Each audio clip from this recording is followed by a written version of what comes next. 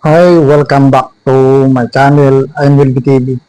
Gumagawa nga po ang tutorial tungkol sa iba't ibang uri ng natural na halamang gamot. Nagtuturo din po ako ng pag-vlogs tungkol sa mga gamot na mga natural na halamang gamot. Kung bago lang po kayo dito sa channel ko, pwede bang pakihingi ng kaunting tulong, pakisubscribe po.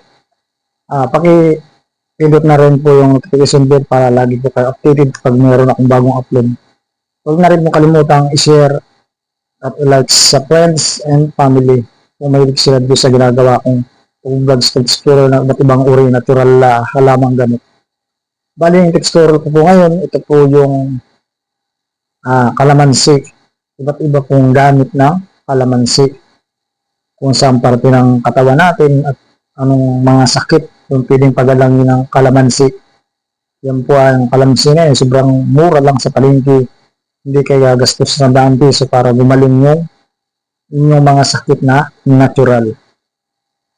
Tips number 1, kapag ikaw ay may anak na bata na 1 buwan to 9 months at inuubusin yung sipon, pwede pong kumuha ka ng kalamansi sa buo, paghatiin mo into 2 cut. Yung kalahati lang ang ipipiga mo sa tablespoon, yung pinakamaliit na kutsara. Then, lagyan mo ng oregano ng mga 3 piraso piniga. Ipainom doon sa bata na may ubo or sipon. Yung kakatasin mo si oregano, yung dahon ng oregano, then tabaak na kalamansi. 1 month to 9 months. Yan. Dandahan lang, ipapatak mo lang sa dandahan. Huwag mong bibiglayin ang pagpainom doon sa baby. For example, kalahati ng kalamansi, kung maliit yung baby, huwag mo ubusin. Pero kung medyo malaki yung baby na simula sa pagkasilang niya, pwede mo ubusin yung kalahati na kalamansi na may piga na oregano. Ibisa po yan sa inuubo na baby or may sipon. Ayan yung tips number 1, gamit ng kalamansi. Tips number 2, kapag may ubo at sipon naman yung gagaya natin ng matatanda or yung bata, kumuha lang po kayo ng 3 piraso ng kalamansi kung ito ay matanda ang inyong gagamutin. Gayatin ninyo tapos pigayin ninyo, tanggalin ninyo yung buto ng kalamansi. Then, kuha kayo ng honey na mga 3 kutsara. Isama ninyo doon sa 3 kalamansi. Yung purong honey ha, baka bumili kayo ng honey na sa palengke. Yung mga honey doon sa palengke, yan ay may syrup. Syrup sa Tagalog ay may asukal. Hindi ka rin gagaling kung may asukal yung kalahok ng kalamansi. Yung puro na honey. Or yung honey sa kukyutan, honey sa ligwan, o honey etc. kung saan man na honey bee. Mabisa po yan kung kayo inuubo yung honey na may kalamansi. Yan yung tips number 2. Tips number 3, gamot ito sa lalo na sa mga babae. Kahit maputi, maitim yung mga singit-singit, halimbawa singit ng kilikili, singit ng sa hita, or mga singit mo dito sa braso, kuskusin mo lang yan. Kuha kayo ng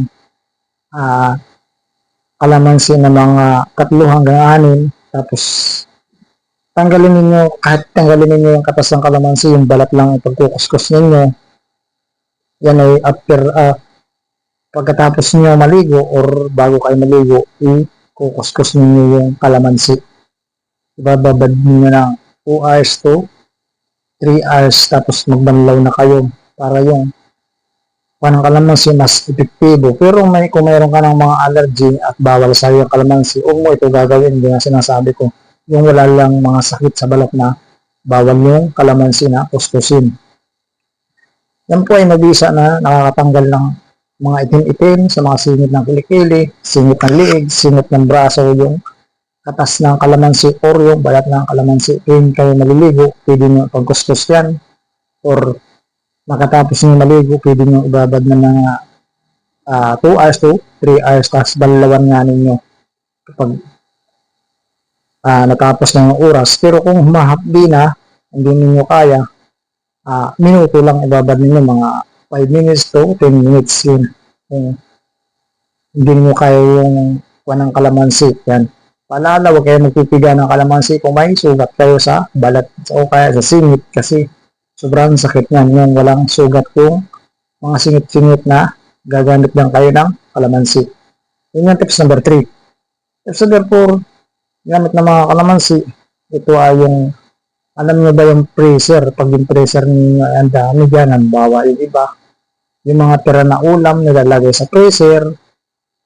Siyempre may malansa dyan, may iba't ibang amoy. Siyempre pagbukas ng freezer, baho. Pili kayong kumuha ng kalamansi. Baakin ninyo yung mga 6 na piraso na kalamansi. Magiging 12 yan. Then, pigain ninyo yung katas. Ilagay nyo doon sa bowl. Ilagay din niyo yung balat ng kalamansi. Tapos samahan niyo ng kaunting kape na puro. Yung kape na kahit British White or Nescafe, yan po ay mag-a-absorb ng amoy mo. Freezer din yung kalamansi kasama yung kape. Yan yung tips number 4. Tips number 5, gamit ng kalamansi. Ito ay sa uburin, gin. Kung kayo nagiinom ng gin, mahilig kayo mag-inom, tapos hindi nawawala yung ubo ninyo, yung parang ang kape-kape, subukan ninyo yung kalamansi na pipiga ka ng isang takal na gin o isang takal na small na scoop na yung tagayan na normal. Tapos pigaan mo ng 3 piraso ng kalamansi, tanggalin mo lang ito. Yan, pag ginagawa mo yun araw-araw, mawawala yan ng 50% or tuluyan ang mawawala. Lalo na kung napaganda yung pagkain mo ng gin at yung may lahok na kalamansi. Yun yung tips number 5. Tips number 6, gamit ng kalamansi. Ito ay kung yung sobrang lansa ng hinga mo or sobrang lansa ng loob ng baunan mo or ginagamit ka. Pwedeng lagyan mo yan ng nakatiwang-wanga siya, yung kalamansi do sa halimbawa sa loob ng bahay, sa loob ng baunan mo, halimbawa ang masyado siyang malansa, magpiga ka lang tapos lagyan mo pa ikot, mawawala ng 50% na kasi mag-a-absorb yan, a-absorb yung lansa ng kalamansi, pupunta yung amoy ng lansa do sa kalamansi na binaak mo.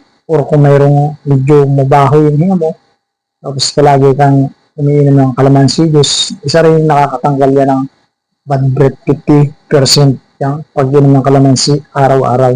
Kasi yung iba niyan, pinagmumugmug pa para yung iba nga, sumasama siya doon sa hinga mo.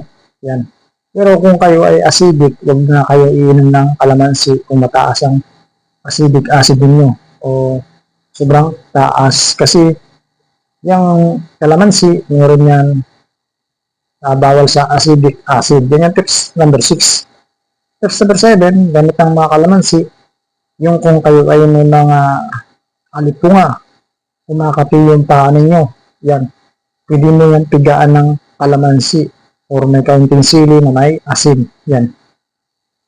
Pipigaan mo ng kalamansi yung paa mo na makati, lalo kung may alipunga, tapos may sili, may asin. Or ganito na lang gawin nyo. Kung gusto niyo sama-sama, kuha kayo ng kalahating tabo na maligamgam na tubig o isang tabo na maligamgam na tubig o warm water. Tapos, igaanin nyo ng kalamansi, tapos may sili, may asin. Ito kung isang tabong tubig ang ilalagay nyo, kung bababad kayo ng paa nyo, kuha kayo ng mga 10 pirasong kalamansi hanggang 20. Pigain nyo yan. Then, isama na ninyo yung balat. Then, mga sili na mga 5 piraso or 10. Tapos, asin. Isang dakot na asin. Siyempre, yung alipunga mo, mabaho yung paa mo, nagpupuras-butas yan. Pero ito lang medyo maasin yan or maasin siya, tapos medyo maalat, mayroong manghang. Alam nyo ba yung panayan yung sili? Yun ay ginagawang antibiotic. Kapag yung may sakit ka na yung matitindi, kaya di ba may mga antibiotic? Yan ay nahalo sa antibiotic yung sili. Kaya yung sili marami din nagkakagamutan. Kagaya nga yan. Umalipunga ka, pero hapdi lang po yan. Pero asahan po ninyo na mawala ng 50% yung alipungan ninyo, yung pangangati nyo kapag binabad nga ninyo sa may mga kalamansi, mayroong asin, may sili. Yan yung tips number 7 na gamot ng kalamansi or mga katangian ng kalamansi at mga sakit na pwede niyang pagalingin o 50% dahil na yung sakit na matanda, dahil na yung sakit ng bata. Okay. Sana po sa nag-search ng video na ito ay pwede po bang pakihingi ng konting tulong kung hindi pa po kayo nakaka-subscribe sa channel ko. At kung hindi pa rin pa po nakaka-likes ay nakaka-pag-share din sa friends and family at mahilig sila dito sa ginagawa kong tutorial, pag-vlogs ng mga natural halaman. Pwede po bang pakishare sa kanila? I mean, maraming salamat po sa mga subscriber ko at new subscriber. Buhay po kayo lahat. Thank you for watching.